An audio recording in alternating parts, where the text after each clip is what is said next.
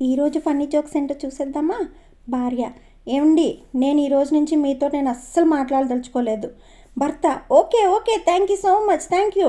భార్య: కారణం ఏమిటో అడగరా? భర్త: అవసరం లేదు, అస్సలు అవసరం లేదు. నేను నీ మాటకి తప్పకుండా గౌరవిస్తాను.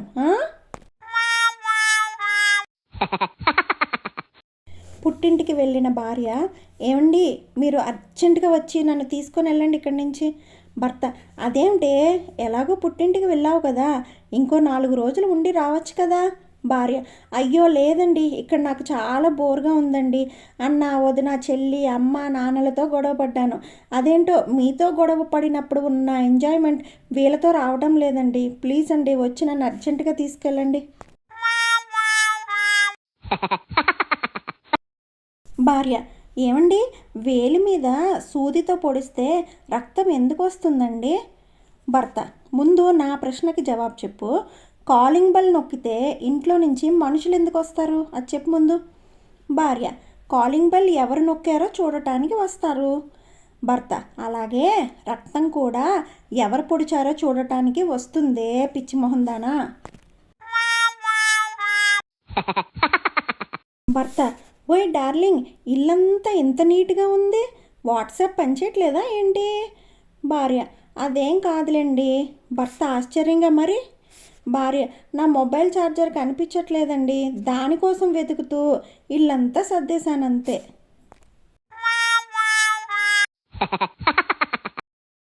భార్య: ఏమండి, నా మొహం ఆయిలీ అయిపోతుందండి, ఏ సబ్బు వాడినా లాభం లేదు, ఏం చేయాలో చెప్పండి.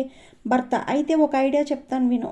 అయితే విమ్ బార్ వాడు, దాగి ఉన్న జిడ్డు మరకలను కూడా తొలగిస్తుంది కదా.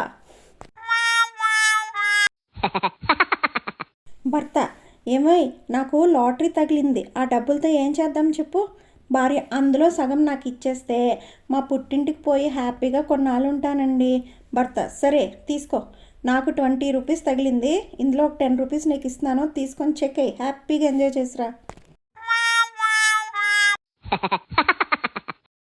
భర్త: మన 20 ఏళ్ళ సంసారంలో ఎప్పుడు చూసినా నా మాటల్లో తప్పుల్ని వెతకడం తప్ప ఇంకేమైనా చూసావేంటే కాంతం, చెప్పు.